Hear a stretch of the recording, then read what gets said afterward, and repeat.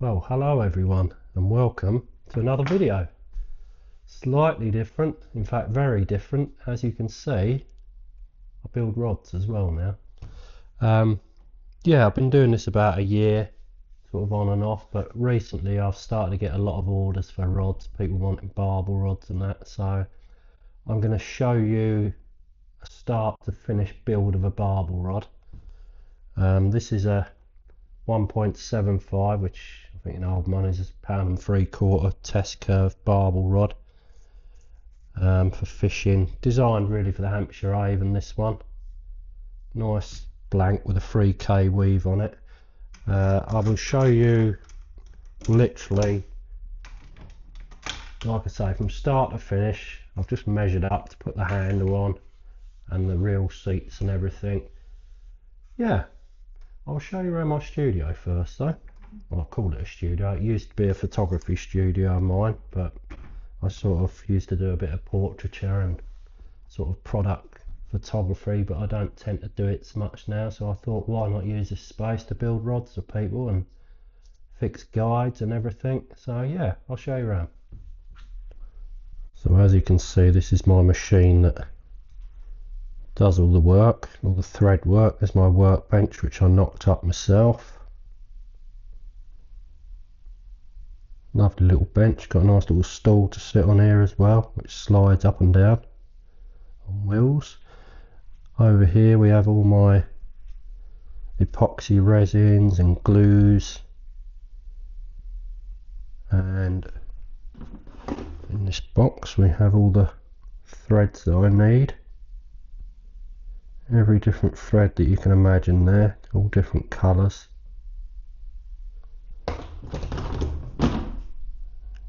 Important measuring tools, the masking tapes. This is the machine, state of the art, cost about 750 quid, but it does the job. Got some rods here on the go, quite a few of them actually. I've got a couple of cadence rods there which I've sort of stripped down and redone myself to my spec. Put a nice jazzy reel seat on it and some nice purple thread work there,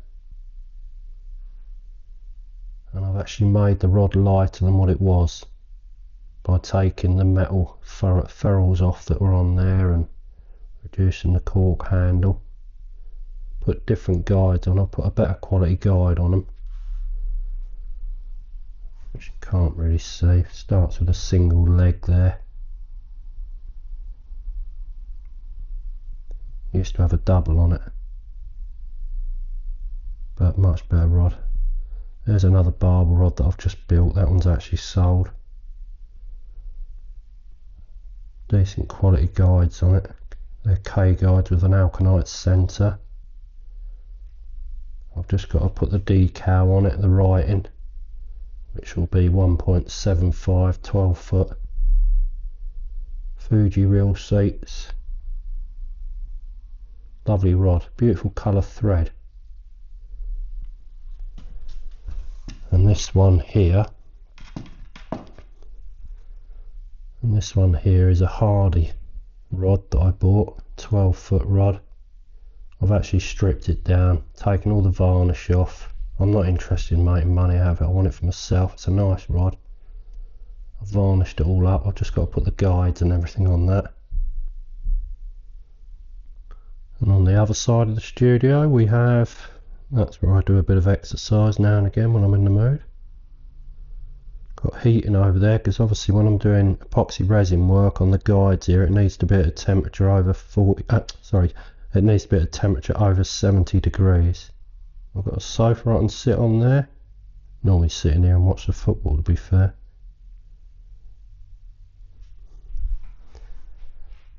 And a TV on the wall over there. And over this side, it's a bit of a mess at the moment, but I will be clearing it all out. I keep all my rod bits in there for building them. I'll show you.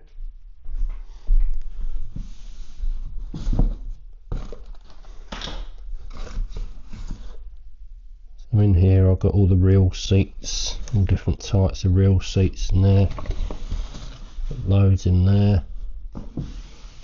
What we got in here? Just some brushes and bits and bobs. In here we've got cork handles, I need to order some more of them.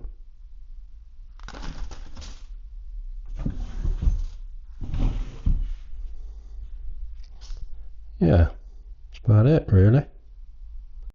Work in progress. Right, let's get on with this barbel rod, shall we? First thing I'm going to do is get the reel seat and the handle glued up. I've cut it, it's all ready. So let's do it. Right, so what I'm doing here is I'm putting a Fuji reel seat on. Here's the cork handle, which what you'd normally do is I've got a flared end on it, so I've had to build it out just a little bit because obviously there's a bit of wobble in it, so you need to get it just right fitting so as it will enough just to slide on, but not enough that it's too tight that it's gonna, you know, the glue can't do its job. So yeah, you'll probably get a lot of rod builders on here. I mean, I've been doing this a year now. I've watched thousands and thousands of videos, well, I say thousands, probably hundreds and hundreds of videos on YouTube on how to build rods, how to do the epoxy resin work. You know, it's just been non-stop for me every night for the past year. So I'm probably going to get rod builders on here saying that's not how you do it, that's not how you do it, blah blah blah. But everyone does things differently, and I've noticed every rod builder I've watched on YouTube they all do it differently to one another. So one thing I will say though, I'm very practical. I take my hand to absolutely anything. Being a builder, I've got a background of working with my hands and fine eye for detail, so stuff like doing this epoxy resin work comes quite naturally to me, and I like to think I'm getting a really good finish. The fact that I've actually sold a few rods already has given me a right boost to start going with this now. You know, it's a sport that I love doing, fishing. I'm going to be doing a bit of barbel fishing this year, so I've built my own rod, which I will show you. But this one is actually sold, so I'm putting it together. I'm going to take it down to the fella next weekend. He's going to be using this in the Hampshire Avon. As I said before, it's a 12 foot 1.75 test curve, and it's built to quite a high spec. Good quality cork, reel seats, Fuji, top reel seats. The guides are real quality, Fuji. Yeah, right, let's build this rod, shall we? Stop waffling on. So this is the glue I'm going to be using. It's the Gorilla Glue. It's activated once you put it on. You just, what I normally do, I mean, I've been using this glue, well, ever since it's been out, I think. You spray a bit of water on the item you're gluing, and that's what activates the glue. So I'll put a little mark just here, so as I know how far I'm coming.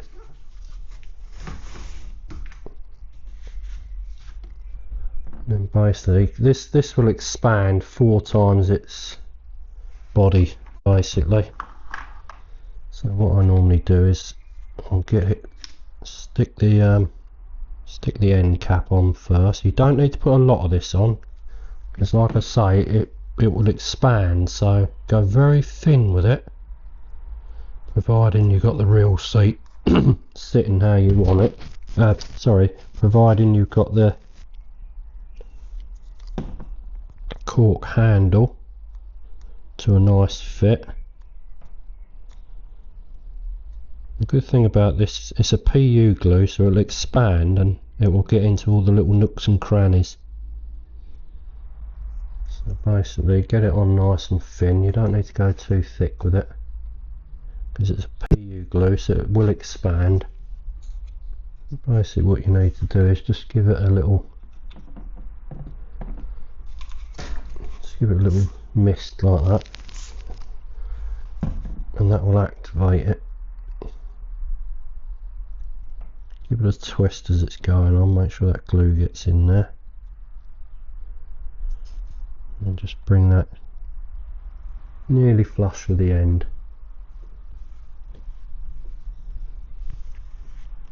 Same with this one, give it a nice twist as you come on with it. So nothing's seeping out of the ends because it's all going in.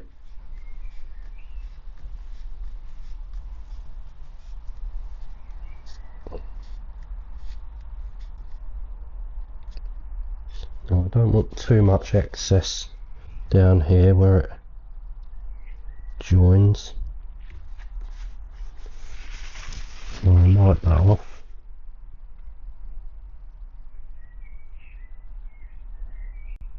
Give it a little bit there for where it joins the flared end.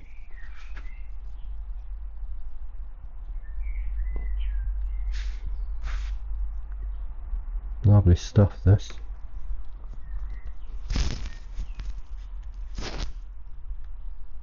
There we go. You can see it just coming out, and that will expand, and then you can just wipe that off afterwards. So the next stage is to put it into a clamp for it to go off. There we go. See where it's just squeezing out.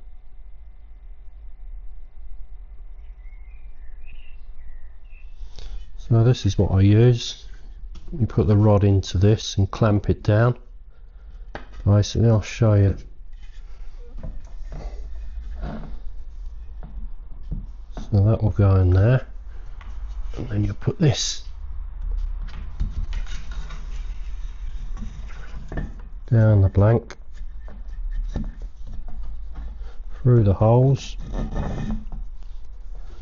You've got a couple of washers there. I made this myself. You can buy them for about 15 quid, but why buy them when you can make them?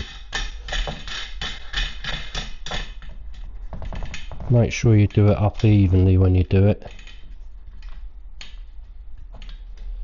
You don't need to over tighten them.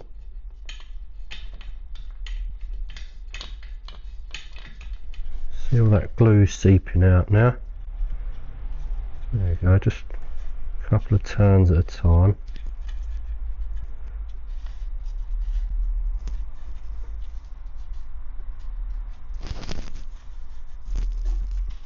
Good thing about this glue, it's a corky colour as well. Right, I'm just going to give that a wipe off now. Just use a bit of alcohol to wipe it off.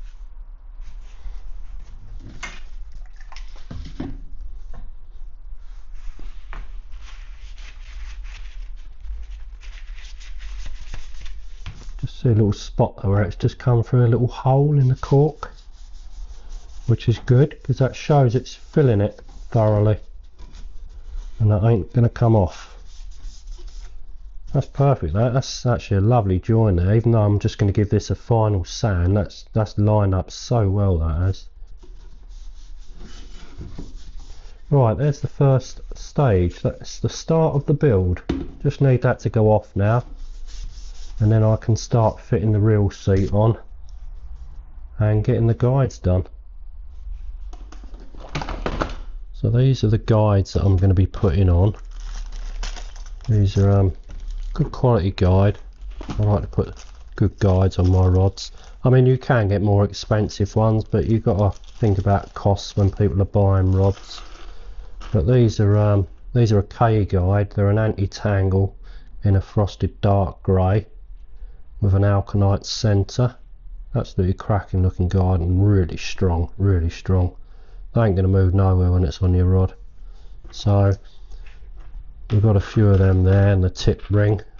I've got a good tip ring here because it's got the piece where the thread goes round, so it holds it in even better rather than just the glue in the top.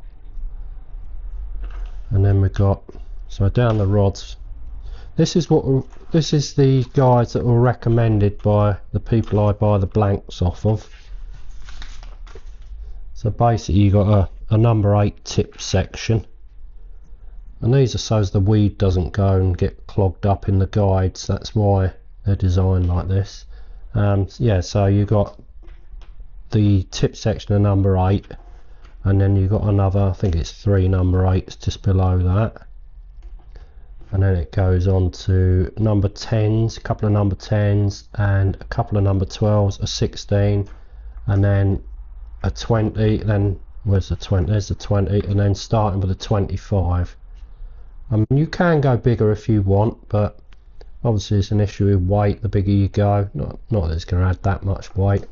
I'm going to weigh this rod at the end of it as well to see exactly what it is, but yeah, that's the guides going on, good quality ones. So I think there's 11 altogether. 1 2 3 4 5 6 7 8, no sorry, 10 altogether. So I've put that in my machine and bent it right round and put the line through it so there's no flat spots, so as it comes towards the tip, you can see where the guides are. You can just move them about and sit them in the most comfortable position.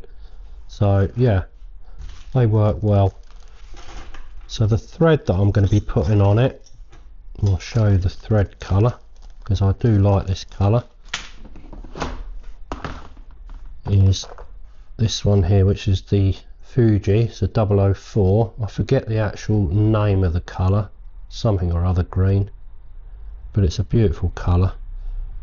This will slightly darken unless you put a colour preservative on it, but I recommend not doing that from videos that I've seen from other rod builders, because if you do that, then when you want to put your epoxy resin on, it doesn't soak through onto the blank, whereas if you put it on without the colour preservative, then it will soak right in, basically right through the thread and onto your blank. I like to put 3 coats of epoxy on, so I put a very thin coat on to start with, and then I cut off any little threads or anything that's sticking out, and then I'll put another thin one round and then another one, so it's got a good solid bit of epoxy around your guides, so it ain't going to move nowhere.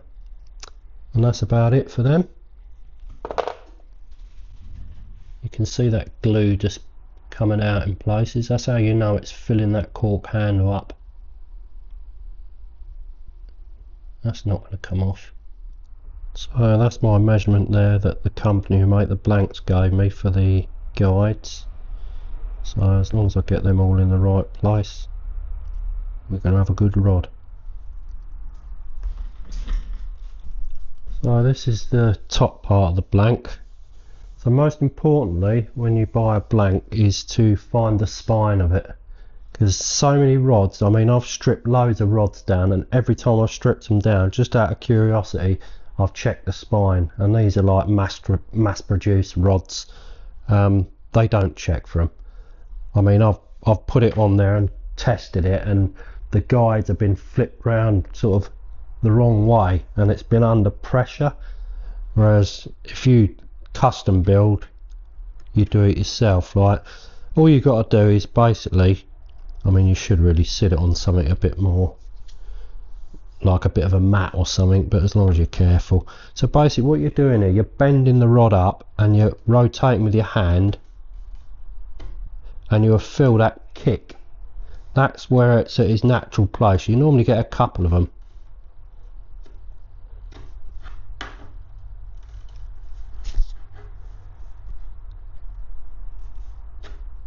There, you can feel that it just kicks into place. You basically just find the strongest one out of the 2 of them. That feels like the strongest. So basically all you got to do now is just put a little mark with a China marker, and then you know that's the side where your guides are going to go on, and that way you're going to get a lovely bend in the rod when you're playing a fish, and it's not going to feel under any pressure. So yeah, and you do the same. I've already done it with the butt section of the rod anyway, and I've put a little mark at the top there where the tip's going, so I know that that's, because it's more difficult to do when you've got the real seat on, sorry, when you've got the handle on. So yeah, that's a nice kick, that. And here's a barbel rod I've already built. This is the same rod, a 1.75 test curve. I've just got to finish it off down there where the decal is, the sticker. I'll be putting a label on there saying Barbel, specialist Barbel 1.7 12 foot. So here's the guides, done in this nice green.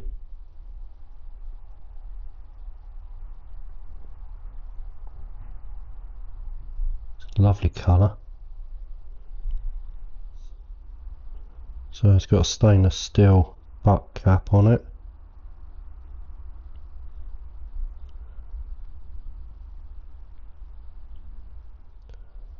I made it Duplon above the real seat instead of cork. Just think it's a bit harder wearing. And you can have cork or Duplon. I've put some cork seal on the handle. I mean, it's good quality cork.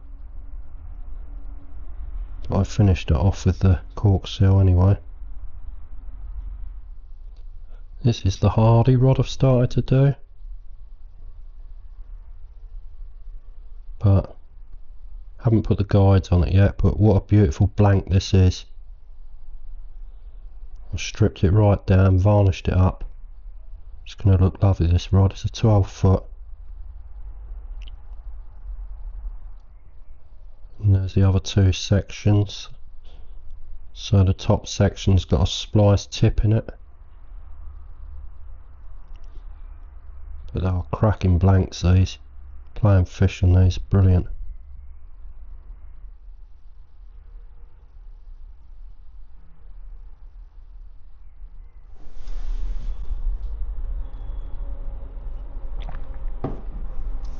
Right, that's it for today. Tomorrow I will show you how I put the reel seat on and maybe start putting a few guides on. I've got some other bits and bobs to do while that I can't do a lot on the butt section until that handle's gone off anyway, so I'll let that go off. I could work on the top section, but I've got some other bits to finish off. I've got some tip guides to put on some people's rods here and some epoxy resin work to do, so I'll do that.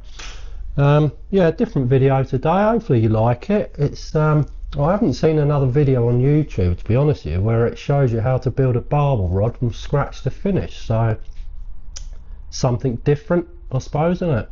So if you like the video, like, subscribe, and if you could get me up to 3,000 subscribers in the next month, then I might even build a rod for someone and give it away. See you on the next one, guys.